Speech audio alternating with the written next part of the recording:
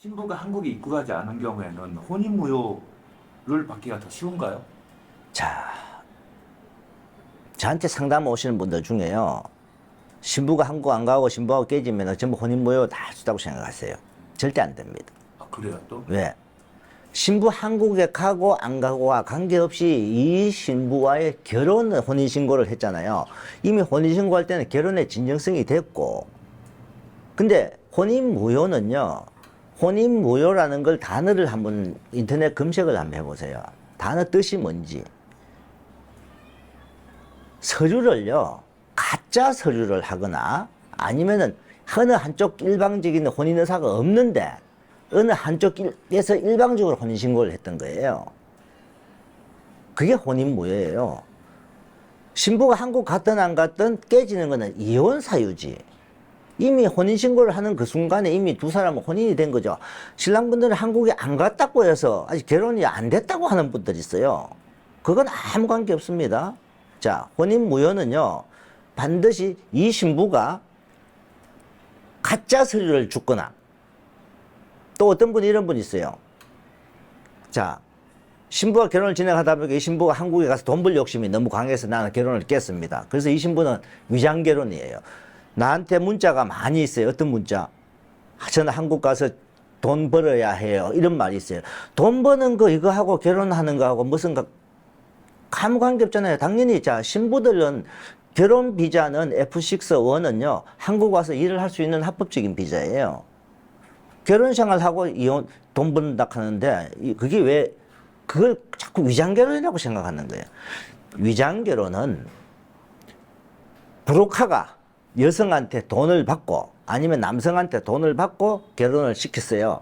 시켜서 이 브로커가 반드시 사법 처리가 돼야 됩니다. 경찰에 잡혀갖고 위장결혼을 누구누구 시켰다는 이게 처벌돼야만이 위장결혼이 되는 거예요. 근데 신부가 그렇게 마음먹었다고 해서 위장결혼이 아니잖아요. 근데 그러면 무조건 되는 줄 알아요. 절대 안 됩니다.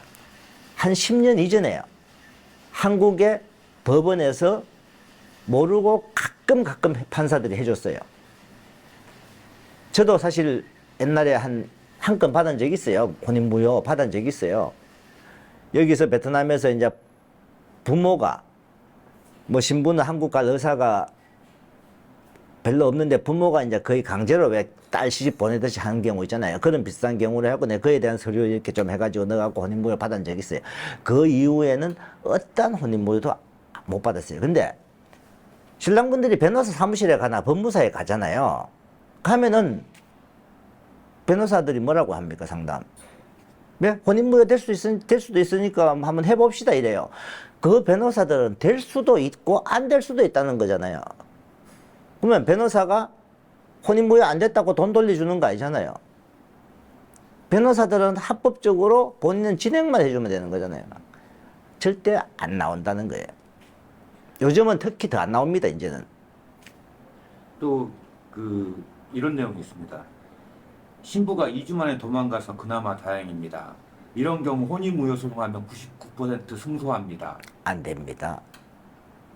한국에 와서 도망간 거하고 혼인무효하고는 아무 관계 없습니다. 이혼 소송을 해야 되는 거죠? 그렇죠. 한국 오기 전에 둘이 혼인신고를 한 순간에 벌써 부부인데요. 무슨 혼인신고 할 순간에 부부인데 무슨 한국에 와서 도망을 갔던 그 무슨 관계 있습니까? 자, 우리나라 법에요, 신부가 도망을 갔어요. 만약에 이 신부가, 내가 신랑이 가출신고를 했잖아요.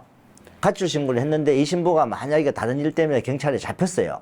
근데 이 신부는 나는 신랑한테 안 가요 하면 신랑한테 못 보냅니다. 우리나라 법에. 그렇죠. 그래 돼 있어요. 근데 이 신랑이 안 좋아서 나는 나갔어요. 근데 그거하고 혼인무효하고 뭔 관계 있습니까? 2주 만에 도망을 갔든 오자마자 도망을 갔든 한국에 안 갔든 혼인무효하고는 아무 관계 없다는 거예요. 이혼을 해야 됩니다. 이혼입니다, 무조건. 혼인무효 소송을 한번 해보시면은 하다 마지막에 가면 그냥 기각돼 버리던가, 진짜 판사들 중에 마음에 좋은 분은 기각을 안 시키고 청구 취지 변경을 하락합니다. 이혼으로. 그러면 다행히 이혼으로 바꾸면은 이혼 판결은 바로 그 다음에 나니까 기간은 축소되는 거죠. 근데 만약에 판사들 중에서 조금 까다롭게 하는 사람, 네, 이거는 혼인무효 안 됩니다. 기각해버리면 끝나버리잖아요. 그럼 이 사람은 이혼 소송을 또 새로 해야 되잖아요. 그게 안 된다고 봐요. 그거하고는 아무 관계 없습니다. 도망을 언제 갔든 한국에 안 갔든 신부가 자 어떤 분 이런 분 있어요. 신부의 어떤 기책 사유가 발견됐다 뭐다 그 기책 사유 증명을 본인이 해야 되잖아요. 뭘로 증명하고 신부하고 문자 통화 증명 서류적으로 우리나라에서 인정받을 수 있는 그 서류적으로 증명을 해야 돼. 불가능한 거죠 실질적으로. 그럼 이혼의 절차는 뭐 한국 여자하고 결혼했을 때와 똑같나요? 똑같습니다. 신부 어차피 근데 한국에서 신부가 있는 상태에서 둘이 합의혼을 넣든가 아니면은 재판 이혼을 하든가. 근데 신부가 나타나지 않는다. 그러면 단독 이혼 소송을 걸어야죠. 단독 이혼 소송 걸면은 법원에서 뭐 이 신부가 베트남에 갔는지 안 갔는지 먼저 출입국 기록 떼오라 할 거고 그럼 떼다 갖다 주고 이렇게 하면은 특별 송달을 시키라 그러죠. 왜냐면 신부 소장이 보내면은 신부가 못 받잖아요. 그러면 특별 송달 하는 게 뭐냐 법원 직원이 그 주소지로 갖다 주러 와요. 그럼 갖다 주면 왔는데 신부가 없으니까 못 받는다고 또 들어가면은 공시 송달을 하라 그러죠. 공시 송달이라는 건 뭐냐면은 인터넷에 띄워놓죠. 그 기간이 얼마 지나면은 신랑 누구누구가 신부 누구누구 상대로 이혼 소송을 이렇게 했으니까 이의가 있으면은 언제까지 법원에서 제출하라고. 근데 못 보니까 기간 지나면은 자동으로 판사가 재판 날짜를 받아갖고 판결을 해버리죠. 대신에 그 판결은 신랑 혼자 센 거잖아요. 나중에 언젠가 신부가 10년 지나든 20년 지나든 1년 지나든 언젠가 알았는 그 순간부터 14일 이내에 다시 반소를 할 수가 있어요. 이의제기를 할 수 있다고. 그러면 그건 어떻게 하느냐. 신부가 법원에서 판결문을 신청을 해서 뗐거나 아니면 뭔가 신랑 서류를 뗐던 기록이 나타나는 그 시점이죠. 근데 제일 좋은 거는요. 자, 합의혼이 제일 쉽고 그러고 베트남에서도 신부가 한국을 안 갔잖아요. 안 가면은 이혼이 상당히 어렵잖아요. 근데 가장 쉽게 할 수 있는 신부하고 좋게 끝낼 수 있는 방법이 신부 변호사 위임장 받아갖고 진행하는 방법이에요. 제가 최근에 한 건, 두 건, 세 건을 한국에 안 간 신부들, 이제 구독자 중에서 그 이혼을 하려고 해서 제가 그걸 변호사 위임장 받아가지고 제가 변호사 쪽으로 보내줘갖고 거기서 진행을 하고 있는 게 있어요.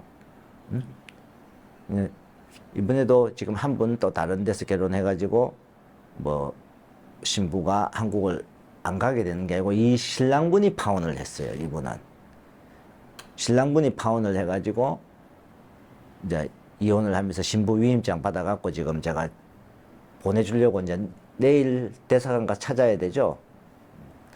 가장 그게 쉬워요. 서로 신부하고 둘이 합의해서 하는 게 가장 쉽고. 하여튼 어쨌거나 그런 이혼이라는 불미스러운 일이 벌어지기 전에 그러니까 베트남에서 혼인시고 전에 신중하게 선택하는 게 결정하는 게 중요한 거잖아요. 자, 일단 저희는요. 한국 혼인신고는요. 반드시 확신이 들 때만 신랑 신부와 서로 좀 삐걱삐걱하잖아요. 일단 한국 혼인신고는 보류해요. 무조건 보류해야 됩니다. 지금도 저희도 2명을 보류하고 있어요. 최종적으로 신랑분한테 한 번 더 베트남 와서 신부하고 지내보면서 신부의 잘못이냐 신랑의 잘못이냐 서로 화합이 될 건지 또 서로 또 이렇게 좀 지적을 해갖고 좀 나아질지 이걸 반드시 확인한 다음에 그렇게 해야 되지.